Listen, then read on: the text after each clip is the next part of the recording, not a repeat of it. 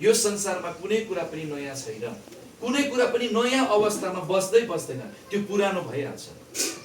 त्यसै कारणले गर्दाखेरि परमेश्वरले प्रतिज्ञा गर्नु पर्यो, यो मर्ने मान्छेलाई अब मैले कहिले नमर्ने कहिले पुरानो नहुने बनाएको, यिनीहरू सबै पुरानो हुने भयो, पापले यिनीहरूलाई भ्रष्ट बनायो, अब मैले उपाय रच्नुपर्छ भनेर संसार उत्पत्ति हुनुभन्दा अगाडि नै मान्छेको लागि सबैभन्दा असल योजना परमेश्वर तपाईँले मेरो सृष्टिकर्ताले हाम्रो विषयमा खराबी कहिले पनि सोच्नुहुन्न। उहाँ तपाईँले मेरो विषयमा खराबी सोच्नु सक्नु नै हुन्न, किनभने हामी उहाँको सृष्टि हौ।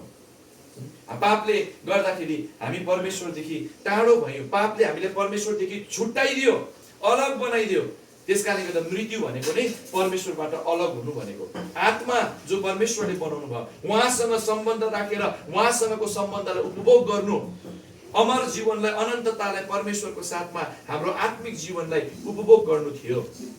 तर पापले परमेश्वरबाट हामीलाई अलग बनाइदिएर आत्मामा हामी मरेको अवस्थामा भयौँ। त्यसकारणले गर्दा परमेश्वरको वचनले भन्दछ, एकजना मानिसद्वारा संसारमा पाप पस्यो, सबै मानिस पापी भयो, अनि यो पापले गर्दा मान्छे मर्ने भयो। यो शरीर पनि धुलोमै मिलेर जाने भयो, अनि यो आत्मा चाहिँ परमेश्वरदेखि सधैँभरिको लागि टाढो, कहिले मिल्नै नसक्ने प्रकारले टाढो, जसलाई नरक भनिन्छ, जसलाई दोस्रो मृत्यु भनिन्छ, त्यहाँ जाने भयो। त्यसकारणले गर्दा हरेक मान्छेलाई मृत्युको डर हुन्छ। मृत्यु पछाडि केही नभइदिएको भए, मृत्यु पछाडि केही तपाईँले मलाई हानि पुर्याउने चिज नभएको भए मान्छेलाई मृत्युको डर कहिले पनि हुँदैन।